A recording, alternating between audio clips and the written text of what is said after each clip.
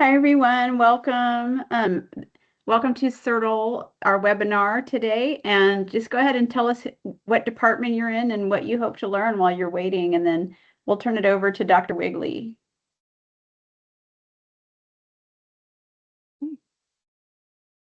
Okay. Are we ready to start going? About Yes? 2 minutes. Oh, Yeah, 2 minutes. 2 minutes. Okay. Yeah.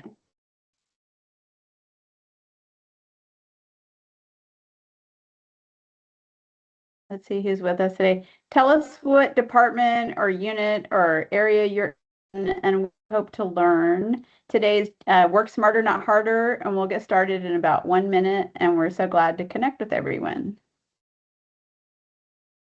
Are you all able to type in the chat? Okay, I see some. Yeah, little delay. So, and feel free to use the chat the whole time. Feel free to +1, don't use emoticons, type comments, type connections, and that kind of thing.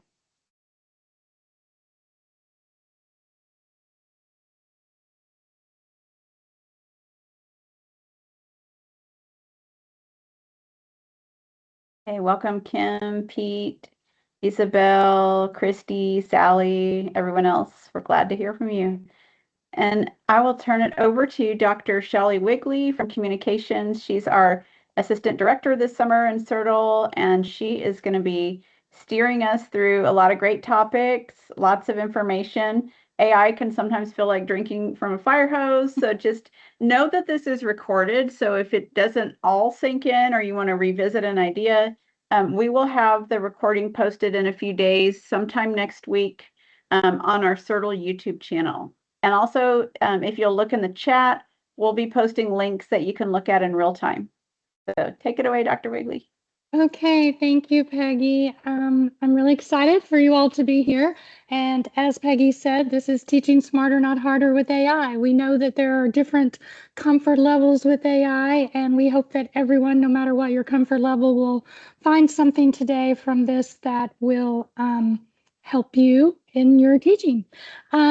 And so we want to make sure that we recognize, of course, Dr. Peggy Simonson, Nikisha Brown, who assists. She's a coordinator for CERTL, and Beth Fleener, who is also involved. And then, as Peggy said, I am here for just a short time, not a long time, but I am helping out during the summer for CERTL. So let's jump in.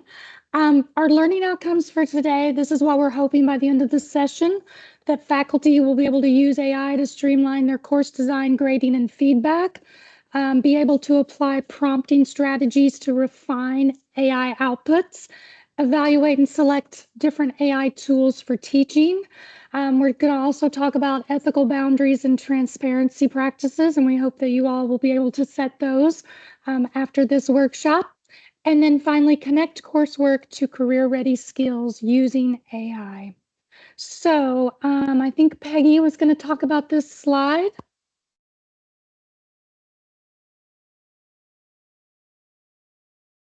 You're muted, Peggy. Okay, sorry, here I am. If you're not sure about AI, we encourage you to visit our AI Learning and Teaching Hub. If you're also just looking for general resources, it's a one-stop shop for all faculty. It's geared towards beginning, but we also have a page showcasing what faculty are doing with AI. And on that note, and to meet the great need for people wanting to learn about AI, we have a new newsletter about to be rolled out, and it's called the AI Teaching Brief, CERTL's AI-focused newsletter. It will come out every 2 weeks, launching on July 8th. Nikisha put the link in the chat. We encourage you to sign up right now. You guys are our inaugural group to join first to hear about it. And it will have some features like, prompting ideas, what people are doing, showcasing and spotlighting faculty, resources, free resources, things that you can use, how to stay safe and put guardrails in your classes. So that's going to be starting soon. It will be rolled out indefinitely because AI is not going away. So that's it. That's all I had for that. Okay, thank you, Peggy. Yes, so be sure to opt into that teaching brief and then also check out the AI Learning and Teaching Hub on the CERTL website. Okay, so we have just a quick icebreaker here, and you can drop it in the chat. How do you use AI for either everyday or work teaching productivity? If anyone wants to chime in, either or, either in your personal life somehow or for teaching.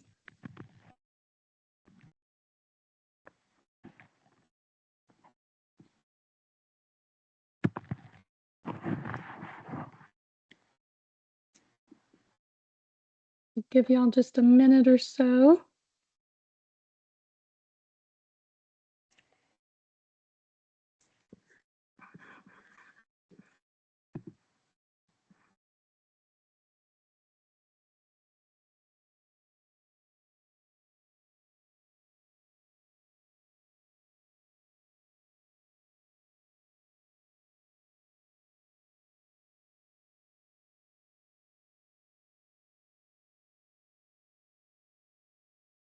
Okay, I'm not able to see the chat, so do we have people?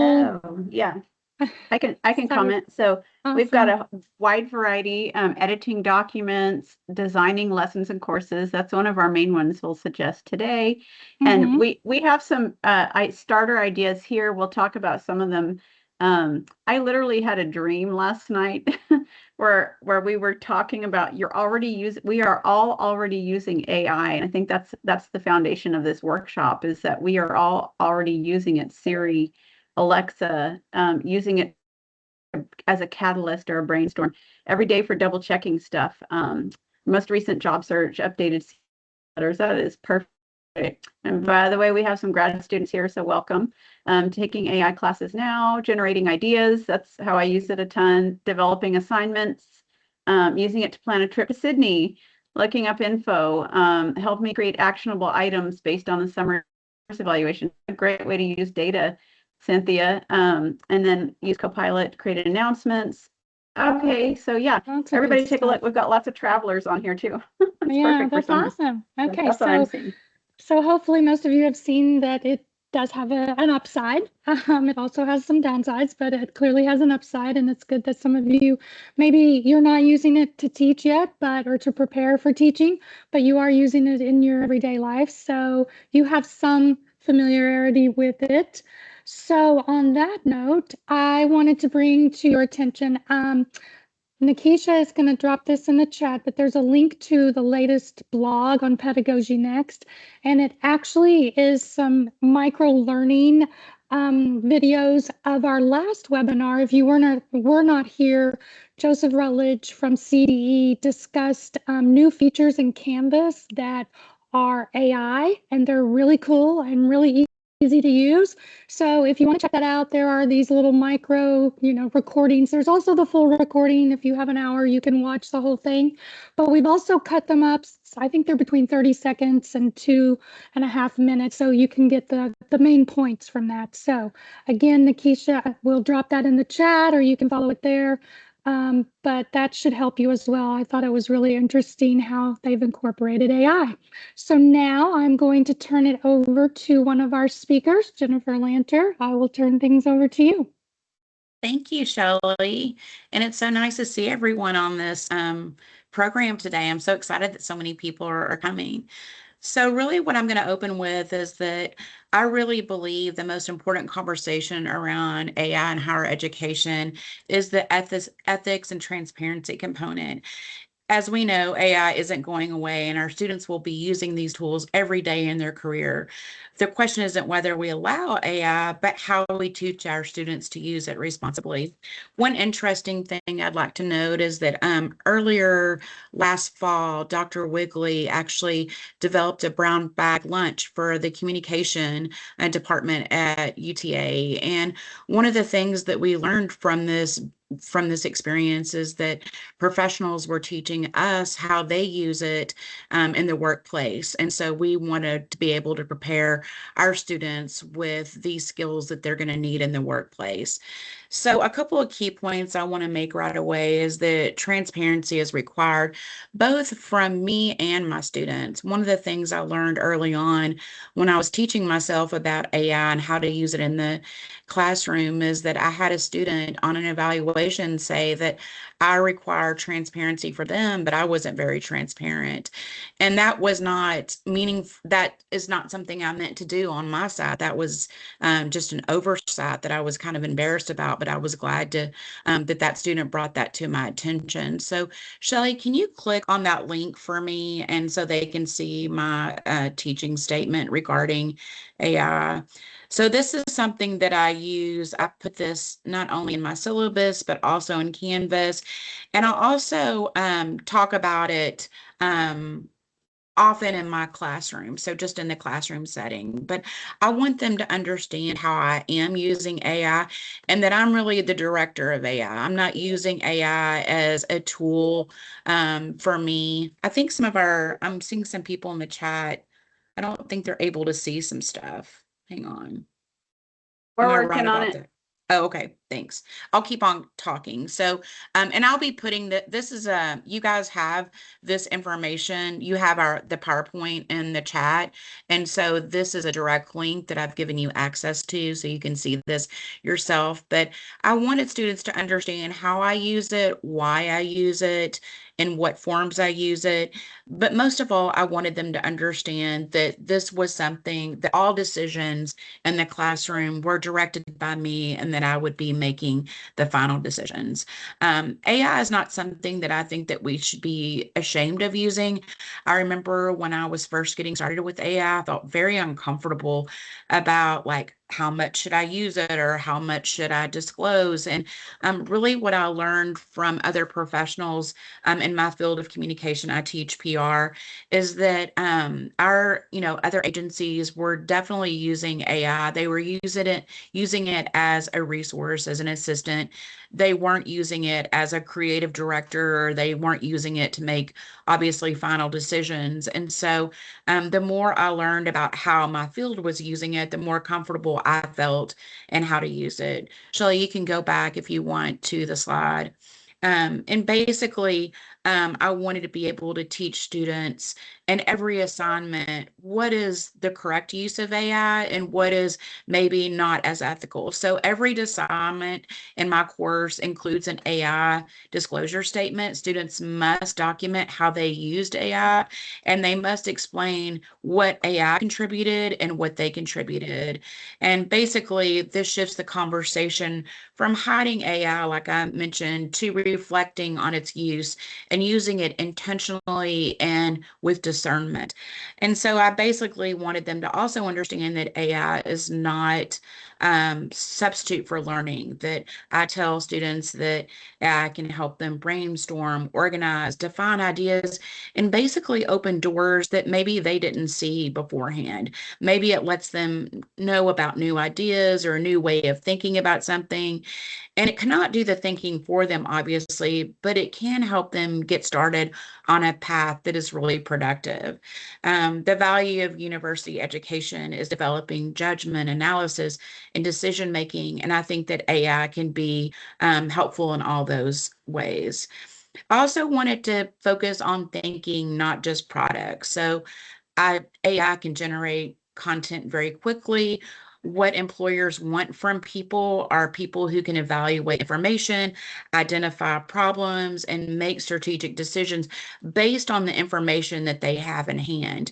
And so AI obviously is good at really de- bringing all that information to the forefront and letting us figure out how we want to use it. My assignments are designed to assess those higher order thinking skills, so I really focus on that. Most of our graduates will enter a workplace where AI is already embedded into daily operations, and by teaching responsible use now, we're helping them develop what professional habits they will need throughout their careers. We're also helping them develop those skills that they're going to need with AI in the workplace. And so once I've established these kind of ethical boundaries and expectations, AI becomes incredibly valuable as a teaching assistant to me. That's how I view it. Shelley, can we go to slide 9 now?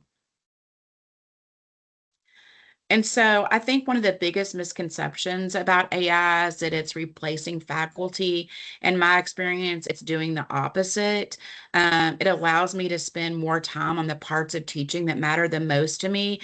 The thing that brought me to teaching are the relationships with the students and helping with career development and mentorship. And I have found that AI allows me to do this much more effectively because I'm spending a lot less time on those administrative skills and more time in the classroom developing those really kind of one-on-one student relationships that really matter to me. So really what I want to focus on here is that AI is the assistant. Faculty remains the subject matter expert. Like I'm an expert in my field. I know that and I have confidence in that. And I'm bringing that confidence to the classroom. And it doesn't, AI doesn't know my students like I do. It doesn't really understand their learning outcomes, not really related to my course because I teach AI about those learning outcomes in my course, but about the other courses they're going to be experiencing. I do understand that, and you guys understand that as well. And so AI doesn't always understand our discipline specific nuances, but again, we do. So I often say that AI learns from me, not the other way around. I'm constantly teaching AI about my profession and about what's happening in my classroom. And AI helps me generate those ideas. So another point that I want to make, and this is something that I find a lot of pleasure in, is really that prompting is a conversation. Maybe it's because I like to talk so much and AI doesn't get tired of listening to me. But also I can be brutally honest with AI. I don't have to worry about hurting its feelings. So the first response is rarely the right one. If I'm going with that first response or my students are going with their first response, then I would be worried about that. So effective prompting is really about refinement and about a continuing dialogue. And the more context you provide, the better the output's going to be. And that's true with any conversation. Yes. Did somebody say something? So obviously I have listed on this slide all the ways that, I'm sorry? Yeah, well, everyone be sure you're on mute. We'll fix if anyone's not. Oh, okay. So Yeah. basically on this slide, I just have all the different ways that I utilize AI in the sense of how I generate lesson ideas, create discussions, develop case studies, brainstorming classroom activities. Those are probably some of the biggest components I use is helping me develop case studies that are relevant and timely, and then also helping me brainstorm activities.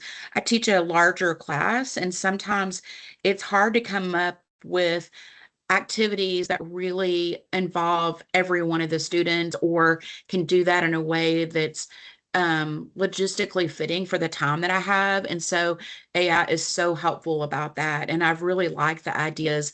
I feel like AI has made my classroom so much more active and engaging. And I feel like I've been part of a cohort of looking at kind of the student experience and making students feel like they're connected and part of something bigger.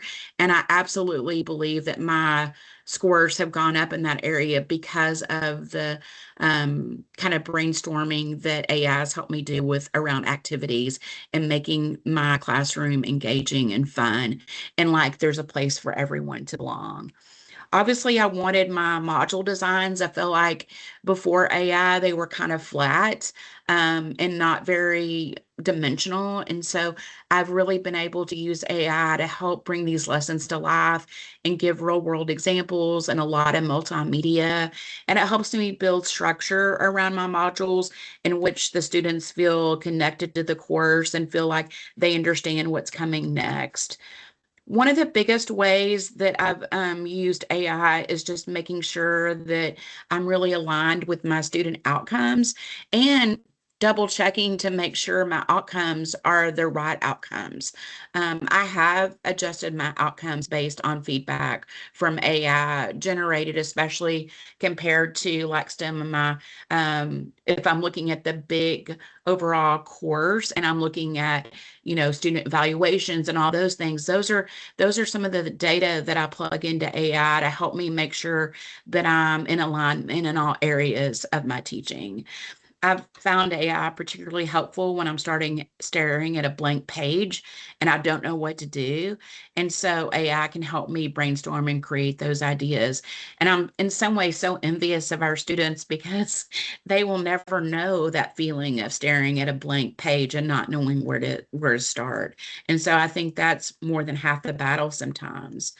So one area that AI has been especially valuable for me is accessibility. So Shelley, will you go to this next slide?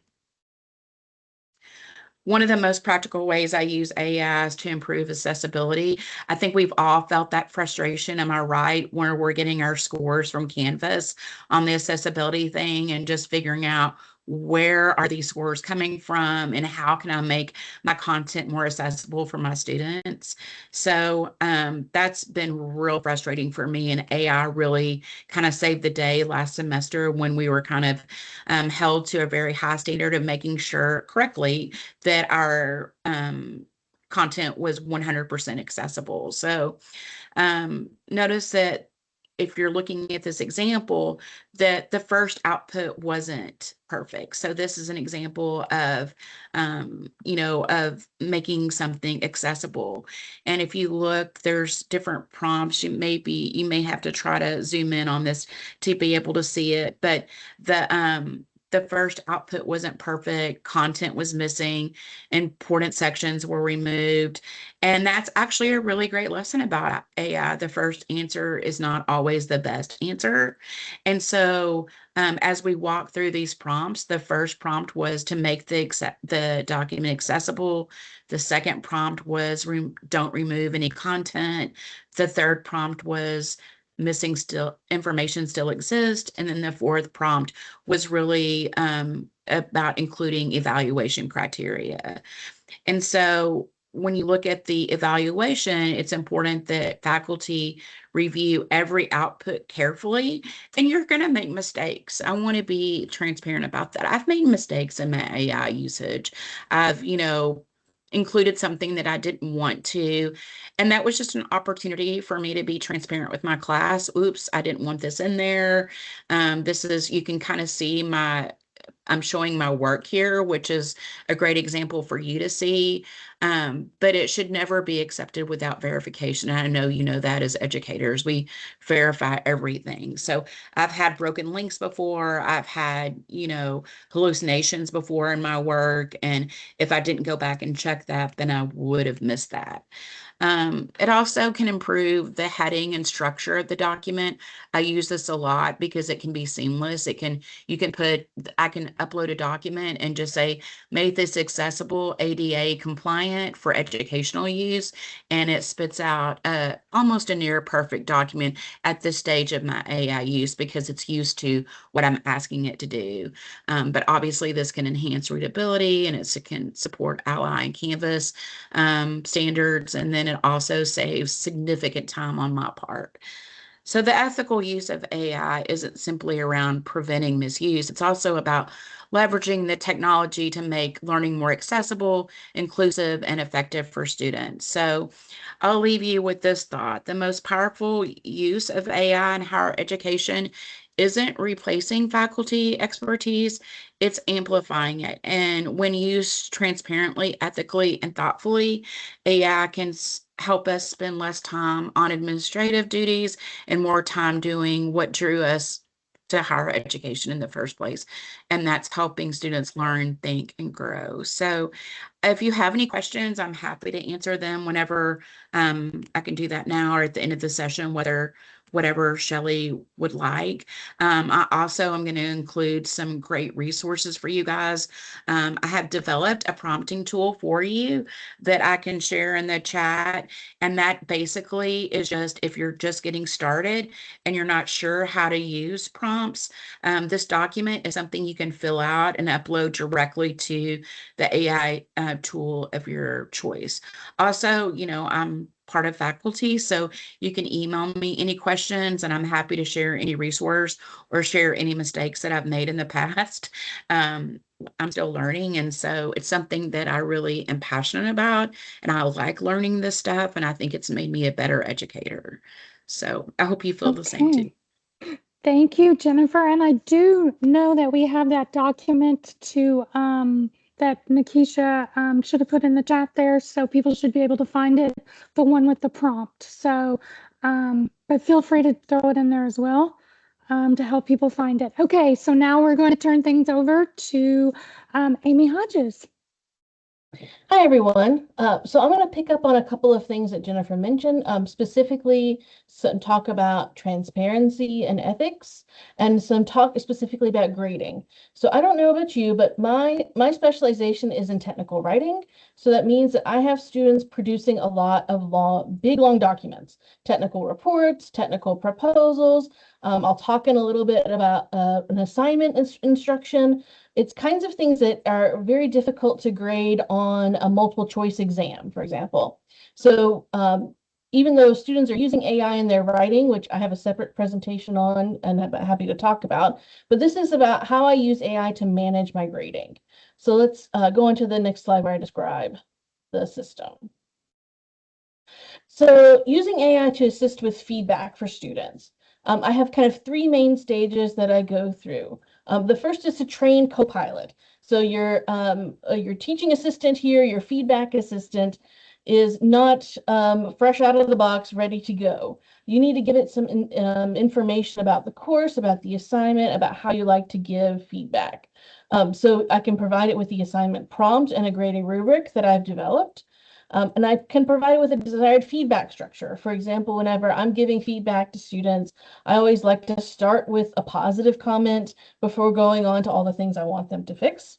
And then I can also even pull examples from old courses to serve as models. So if I've written feedback down for a student on a similar assignment, I can train it on the kinds of things that make my voice unique in that feedback. And then I myself will assess students. I give more of a rough, brief evaluation of each student's work whenever I'm looking over them. And then I ask Copilot to draft some feedback, some longer form feedback that's more clear, that kind of walks students through the issues or the concerns that I have with their work, keeping a professional and constructive tone. And then I refine and personalize that output. What I want to emphasize, if you'll click next, is what I don't do. So I don't input student work into Copilot without consent. And this is back to Jennifer's point about transparency. I talk with students about this process that I'm using, and I tell them, like, if you wanted Copilot to give you feedback on this, like, you don't need me, like, give your tuition directly to Microsoft, skip this class. I'm not necessary, but I do talk with them about what I personally, as a professor, bring to this experience, right? Like that I am coming in with years of professional experience in the area, that when I give feedback, I'm talking about specific elements that I have seen in practice, kind of consequences that I've seen out in the field. And I think Jennifer's point about, like, I'm the OG Copilot. Copilot learned from me. The different kinds of, especially the kind of documents that AI is really good at. It's giving feedback on these things because it's seen a lot of documents just like I have. I also don't rely on AI as a final evaluator. It's important to me to emphasize to students that whenever I'm looking over this, it's me who's making those decisions. I am looking it over for accuracy and reliability and bias. And these are the things that I keep in mind whenever grading anyway. So this is kind of, but I want to make sure that students understand that. And I don't provide students with feedback only from Copilot. That, again, they don't need me to go through and get feedback on their work. They need my expertise and experience to be able to speak through. And I can show them examples of these kinds of things. but I want to show you one. So go on to the next slide, please. So this is a sample feedback session, starting on the top left where I give a prompt to Copilot. So I tell it, like, here's what it's doing. It's assisting, and it will tell it what I'm going to provide it with. And you can do some additional training here. You can have it spit out a sort of sample feedback response and give it and tell it, I like this tone. I like it to sound more formal, more informal, whatever you would like. And then I have the next to the right, to the left of that is again my assessment of the student. And you can even turn on, Copilot has a dictation feature. I can talk much faster than I can type. And so sometimes I'll just open up the student's work, open up dictation, and just kind of talk through, okay, I like this part of it. I don't like this. What is this section doing here? I don't understand this business, right? Again, just kind of like Jennifer said, I can give more raw, brief, unfiltered information to Copilot because it's going to transform it into what you see on the bottom left, which is, here's a written comment that it developed from my assessment of that student's work.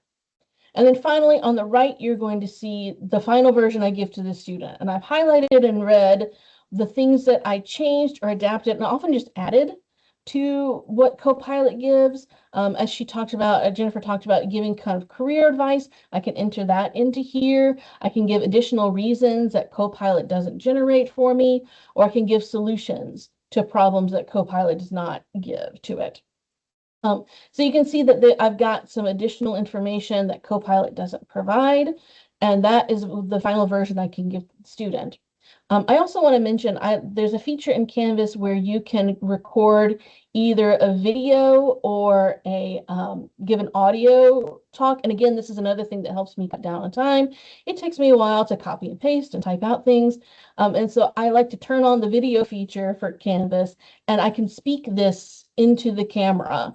And I think that sometimes this, especially again, is helping with that personal contact.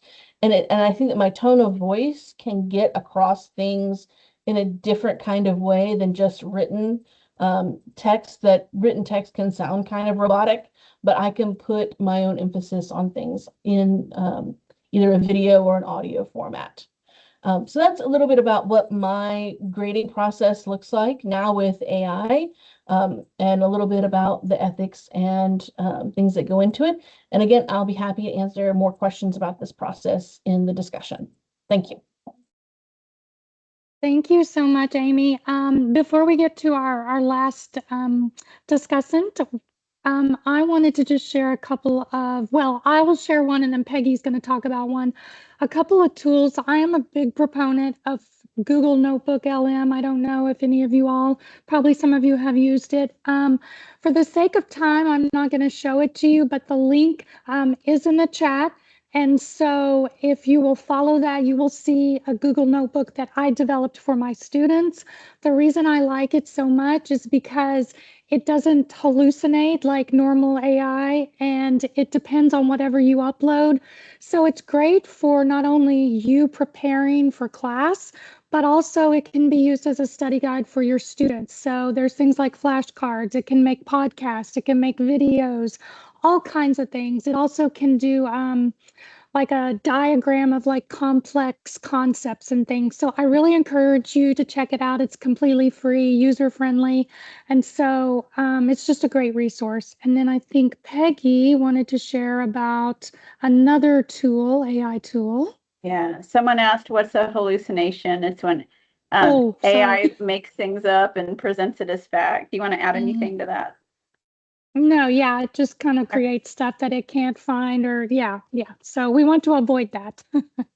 What I do, I chat with about 4 different AIs, and I kind of compare, not with my teachings, more like people were talking about travel and, you know, other things outside of work. And it's an experiment, not a true experiment, but it's a way for me to compare and learn about how AI works with the same information. So I encourage people, if you don't already do so, you know, chat with 3 different AIs. Sometimes I even tell another AI what another AI said, and it's like, well, Gemini was right, but let me add some more to that. So anyway, it's very interesting times we live in. two tools, and please type in the chat if you've used either of these. LinkedIn Learning AI Role Play, yes, no, want to try it, type in the chat. It is great. It's great for if you're doing a communication class. Somebody in our, and something else I'm doing is working on students doing like debate kind of things. And so what it is that will talk to you and give you a transcript and a feedback report on how you can do a role play. There's so many infinite scenarios on using an AI role play. You can use it yourself, like asking for something and you want to just try it out. You could even, there's, like I said, infinite possibilities. So check the link. We don't have time to go into it. Beth's ads, it's free. It's part of our LinkedIn Learning. We all have access. Students have access to it. You have access, staff, everybody at UTA. If you're not at UTA, I can't speak to whether it's there. Isabel has tried it with Spanish. Okay, so it is multilingual. I forgot to add that. If you want to add anything, Isabel, about it, let us know, but just check it out. We have directions on the blog post. You can just Google it too. LinkedIn Learning AI Role Play gives you a feedback report. It could even be an assignment students do, and they get pass-fail credit for doing it. The other thing is, has anyone used Rehearse with Coach in PowerPoint? Your students all need help giving presentations, all of them, especially grad students. And so this can give them feedback on different things like monotone voice, pitch, your pacing, repetitive language, filler words, originality. Are you just reading off the PowerPoint slides? It's great. It's been around for a few years. It uses AI. It gives them feedback. Somebody said they had 100 students. I don't have time to listen to 100 students do a presentation and give detailed feedback, but the PowerPoint Speaker Coach does. It's great for international students, anybody who's just working on their speaking skills, and we all are. And so if you are a grad student, I encourage you to try it. Has anyone used it? Just real quick, type yes, no, want to try. Yeah, so those are two I really encourage you to check out. Like I said, even if it's just participation or an optional thing that students can do to better themselves. Yeah, I loved both of these tools. Okay, yeah, Shelley, I'm done. Wonderful. Okay, thank you, Peggy. Yes, I'm going to check out, especially the LinkedIn Learning. I'm intrigued by the role play. Okay, so next we have our last presenter, Bonnie Boardman. I will turn things over to Bonnie. Okay, thank you. Hello, everybody. So I want to talk to you about a specific application and that we're using for workforce readiness. So I've been working on a project with the provost office as well as with career services. Shelley, if you'll go to the next page, get my big face off of there. So we're looking at, we have developed some career ready competencies. So some things that students need in order to take the next step in having a successful career. We've developed a set of competencies as well as definitions for those competencies and behavioral indicators for those competencies. So what does it look like for students or people in general that are learning these competencies and advancing in their skills? And so our next step in this project is to help faculty to use those and to see that you're already doing a lot of this in your classes. You're already covering a lot of these competencies. And our thought is that your students just don't see that. They don't realize how much they're learning, and that we could do a better job of communicating to them all of the great information that they're getting from this class and all of the things that they're learning. So the goal of this AI prompt that I have developed is to help you to look at your coursework, your assignments, your student learning objectives, your syllabus, and try to match that with, so what you're already doing, don't do anything extra, look at what you're already doing and match it up to these competencies. And then it generates multiple ways that you could potentially communicate those competencies to your students, either as part of the assignment instructions or as part of your syllabus. So this is built as Peggy talked about, in the Copilot, UTA's Copilot. So we have already entered into UTA's Copilot a big document that has, like I was talking about, what are the competencies, what are the behavioral indicators, definitions, our view of a model of career-ready skills. All of that's already in Copilot. So you don't have to enter any of it. It's there. If you're using UTA's version of Copilot, it knows all of that. So all you have to do then is give it your syllabus or an assignment or whatever you want to evaluate, and this prompt. So on the next slide is the prompt, and I've given that also as a Word document. Hopefully they can link just so you can copy and paste it into Copilot. But this is the prompt, and it just says, please look at this syllabus, compare it to UTA's career readiness competency model, and give me 3 implementation options of how I can communicate to students what career ready skills that they are getting in this class.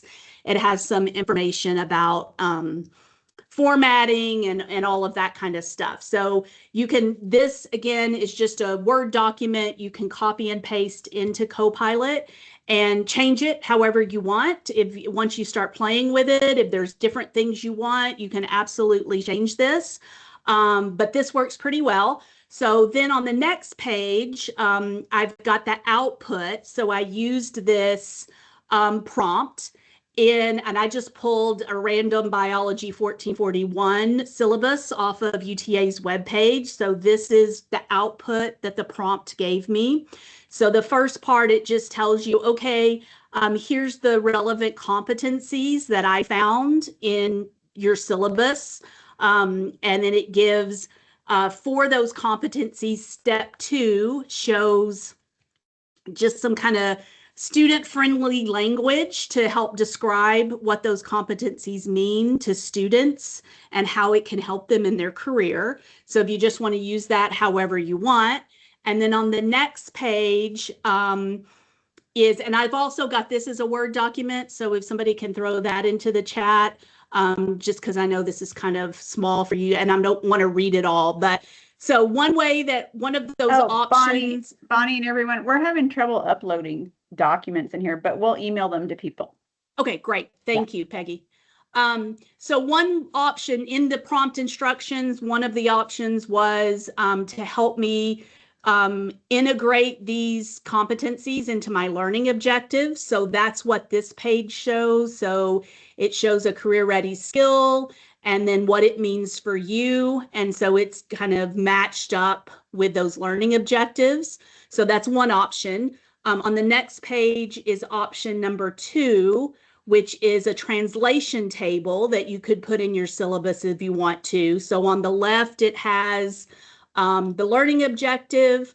In the middle is what competency that matched up with. And on the right is some language that a student could potentially use to describe to employers, either in their resume or in an interview, about what they did in this class in language that would sound good to an employer, kind of translate from learning objective to job speak, I guess is a way to say that. So this is another option that the prompt will give you. And then on the next page is the final option that it will give you, which is a whole section if you want to put right in your syllabus right after your student learning outcomes. So leave your student learning outcomes alone, but then just insert this section afterwards that again shows the career readiness skills and a definition, like what the student is going to do in this class and how they're getting this skill. So, and then it also gives you some information about how You could put some language in an assignment if you wanted to, have some reflection questions that you might want to use in an assignment that will help, again, help a student connect what they're doing, the assignment in the class, to career readiness skills, which will hopefully help them, again, on a resume or in an interview, be able to connect the dots. That's what we want to be able to do. Again, not asking any faculty to do anything extra. You're already doing it. We feel like students are not connecting the dots in all the ways that they potentially could. So again, will give you the prompt as well as this example from Biology 1441. Please play around with it. If you add some things to the prompt or change it, and please let me know. I would love to know what everybody's doing. One last thing, and then I'll be quiet. I'm also have developed, it's almost ready to go, a Canvas course that talks more about what are the competencies, defines them, talks about the behavioral, it talks about how you can, again, communicate with your students about what you're doing in the class from the lens of career ready skills. It talks also about this AI prompt, but if you don't want to use AI for it, it talks about how you can come up with these things on your own. Hopefully we'd like to beta test that little Canvas class this summer. So if anybody is interested, I'll put my email in chat. Feel free to email me and we can get you on the beta list. And if you don't want to do it now, look for, hopefully in the fall, some more information about this. Is something we'd in the future I'd also like to add some badging opportunities so that if you do any of these career ready competencies, you could kind of apply to have your class listed as this is a communication. You'll get career ready skills and communication in this class in different levels, all kinds of cool stuff. So if you're interested, again, please let me know. And thank you guys all for your attention and for looking for ways to help our students. We really appreciate it.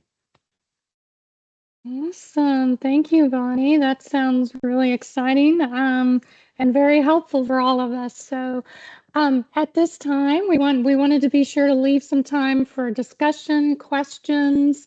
I can't see the chat, so if someone would help We're out. here to help. Yeah. Okay. But yeah, this is the time that we want to hear from you all and help you all out. So I don't see any questions, but Beth we do have a question. I was going to say Beth, or if you want to chime in too, but we'll be in the chat. But Esther Dorsey, we can unmute Yes. you. Let's see. Give us a second. We have to manually unmute people.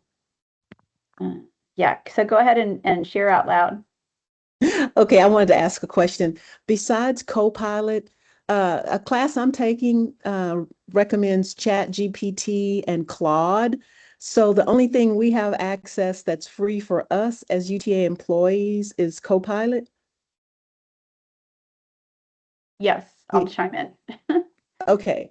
Yes. All right. Well, you thank can use ChatGPT, like it's free. Yeah. You could just only do so many prompts a day on the free version, but it's still free and you can still use it. How about Claude? What do you guys think about that? My husband loves Claude. It seems it's to also be really free. good for research. I'm sorry, I cut you off. What were you saying? I was just going to say it's also free to a certain point, but yes, it is very good for research, according to my husband. Okay. Hey, one thing I wanted to mention real quick, I was on the group that was when they were starting the Mav Assist. So we're going to have a UTA AI, but it's based on ChatGPT 4. But it's going to be available at some point for all faculty, staff, students, everyone. Okay, thanks. Devika, did I say your name right? You're next.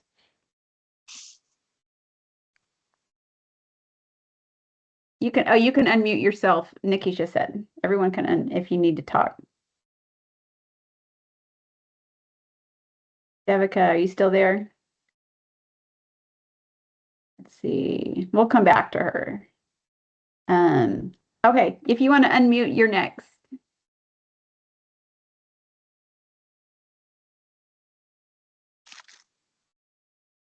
Not sure if she's able to. Diana says, what's the difference between Claude and Elicit? I'm not familiar with Elicit. I'm not either. Never heard of that. Amy, do you want to chime in? You had something in the chat. Oh, just to mention to be careful about what kinds of data you're putting in. If you're using other LLMs, right? So like I use Gemini for so like the trip planning I was talking about. But to be careful about putting, especially student information, if you're teaching information, if you feel comfortable putting it out on the web, then go ahead and put it into a free or another kind of system, but to kind of read those terms and conditions and know Yes. where your data is going. I use Copilot just for ease. I don't have to think about the protection of my data. That's already been planned for me. But if you do want to use other ones, consider where your data is going. And on that note, be sure to do your compliance training on AI. It does cover exactly what Amy just said. And CERTL has a bunch of resources in that compliance training. So. Okay, I managed to unmute myself. Okay, Yeah. perfect. Hi. Go for it.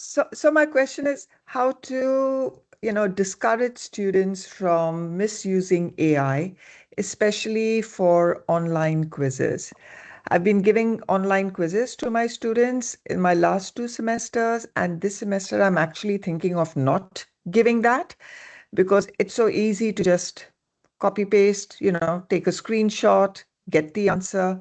So, I'm sure you all know many more ways that students are misusing AI.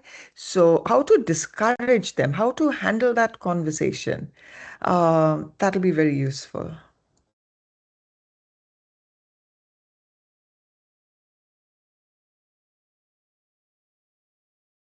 I think someone said it in the comments, but lockdown browser is helpful in that component, right? Yeah, I heard from another professor that students use multiple cameras and they figured out how to cheat with lockdown browser too. So, which is why, I think in some cases, like, faculty are going old school and like doing in-class quizzes and trying to work around them. I know that's what I try to do with my assignments these days is I try to work around to make it, I mean, I've changed things because I'm trying to discourage and make it harder for them to use AI in some cases. Like, I'm not trying to prevent them, but I don't want them to misuse it. So I make it more difficult for them by changing the assignment somehow, whether that means where they take the quiz or exam or some other feature that I use. Like, for example, I used to have them analyze crisis communication current events, but now I have them go to special collections on campus and look at historical events, and they have to look at archives, they have to look at physical things and use that to come up with analyzing. So it's something that they can't just chat GPT. So I think it forces us to get more creative too about how we can work around this if that's what we want to do, and discourage it that way. That's my take. Okay, thank you.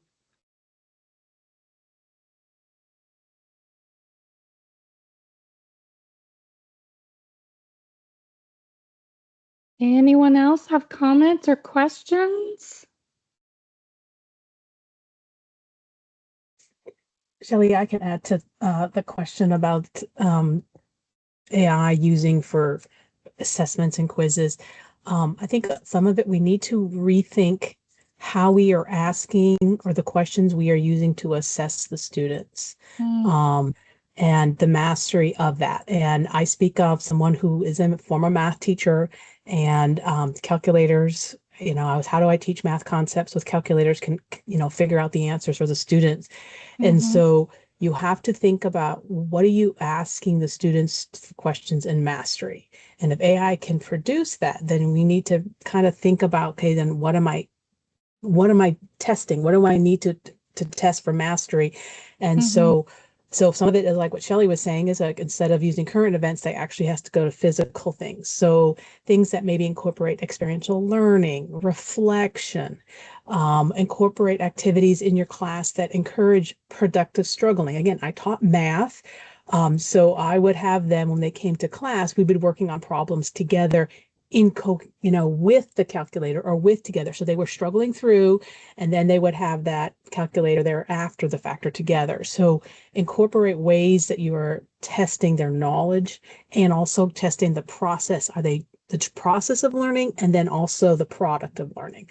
So those are things you just got to reconsider on that. And it's a hard mental shift sometimes if you've been doing it, but once you get there, it finds out it's a little easier to do it that way. So those are some things, and those are things that we're working on here in CERTL to help you with that process as well. So those are some future sessions that are coming down the line.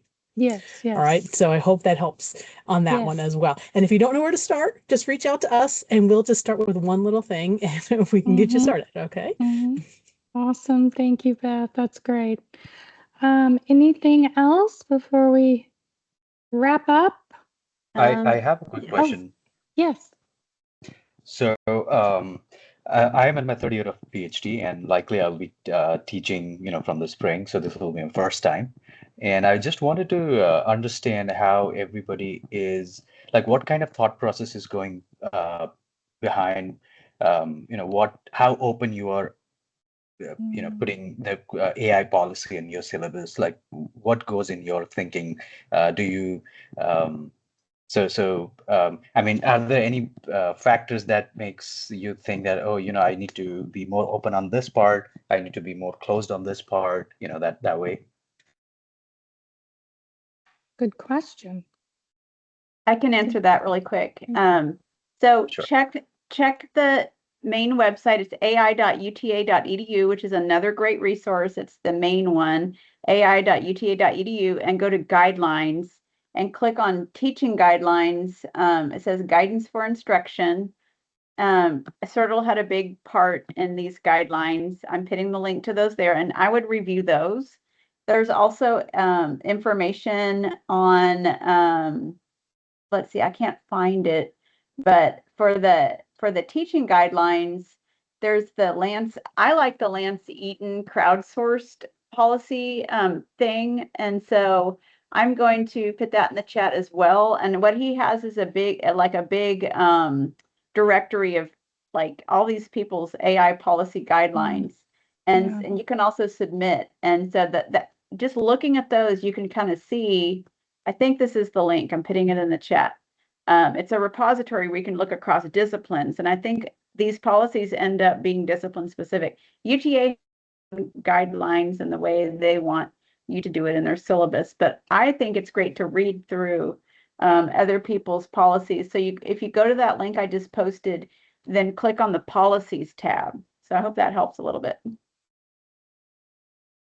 We all definitely need our own guidelines, and sometimes you need guidelines that are assignment specific. Sorry, Shelley. I think that also lists like by discipline too, like you can search out for people that teach the same kind of thing you do. So that's very helpful. Yeah, that's a good resource. Thank you so much. Yeah, I was able to see that. It sounds like a great resource. Yeah. It's the main one I know of where you can see a lot of people's without having to dig around the internet. Right, right. Thank you so much. Appreciate that. Okay, well, we will wrap up here. We have some upcoming virtual programs. We appreciate everyone joining us for this. On July 15th, it'll be about teaching smarter, not harder, but with pedagogy. And there will be an on-campus teaching focus for that session. And then our final session is July 29th, Teaching Smarter, Not Harder, a summer reading, listening, and idea exchange. So we hope you all will join us for that as well. You can go ahead and register at those links right there. And then finally, Peggy, do you want to talk about the feedback survey? Yeah, Nikisha put the link to the chat in there. We'll email it to you. And so we just encourage you to give us feedback. We do want to do more sessions. That's part of doing the newsletter.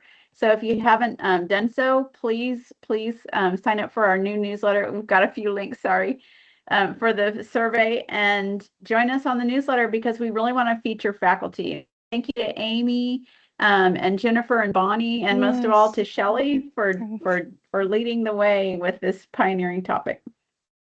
And to all of you for joining. Yes, thank Thank you. Thank you. Yeah. Thank you so much. Have a great day, everyone. And the recording will be available. Thank you. Thank you. Great information. Thank you, Thank you everyone. so much. Yeah, Thank we're glad you. you